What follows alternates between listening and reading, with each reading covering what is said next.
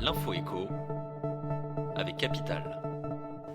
Le chiffre du jour, 736. C'est en millions d'euros l'estimation du coût des travaux de rénovation de la Maison de la Radio à Paris. Ce chantier qui devait initialement s'achever en 2013 se prolongera jusqu'en 2023, soit 14 ans après le début des travaux. Et les coûts ont explosé. Le premier chiffrage du budget réalisé en 2004 projetait 262 millions d'euros. C'est 3 fois moins que les dernières estimations selon BFM TV. Une grande partie de cette augmentation serait due au retard pris par les travaux.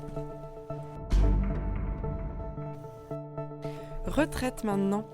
On a appris dimanche que la revalorisation des pensions de retraite serait désindexée de l'inflation pour les 2 prochaines années.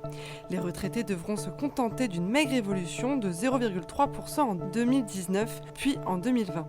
Avec une inflation annuelle estimée à 1,6%, ce quasi-gel entraînera une diminution du pouvoir d'achat des retraités. Et ce pourrait être pire encore pour les plus aisés d'entre eux.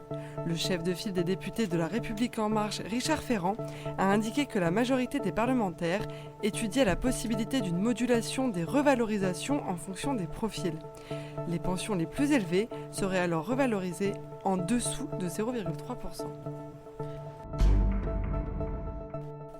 Le coup de gueule du jour est poussé par les différentes enseignes de grande distribution, Intermarché en tête. Celles-ci gonflent leurs marges sur certains produits de la gamme C'est qui le patron et les vendent à un prix supérieur à celui affiché sur l'emballage.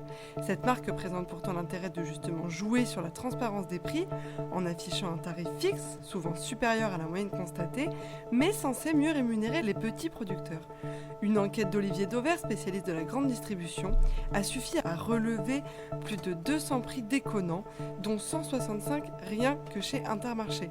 Parmi les produits incriminés, les briques de lait, le beurre, les steaks hachés ou les coquillettes.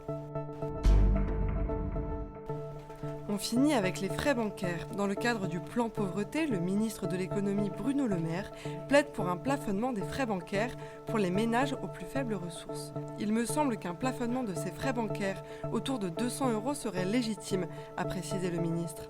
Une bonne nouvelle pour les clients les plus vulnérables, matraqués par les frais s'appliquant par exemple au rejet d'un prélèvement automatique ou à un découvert.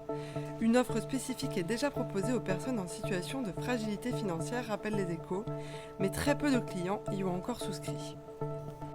C'était l'info écho avec Capital.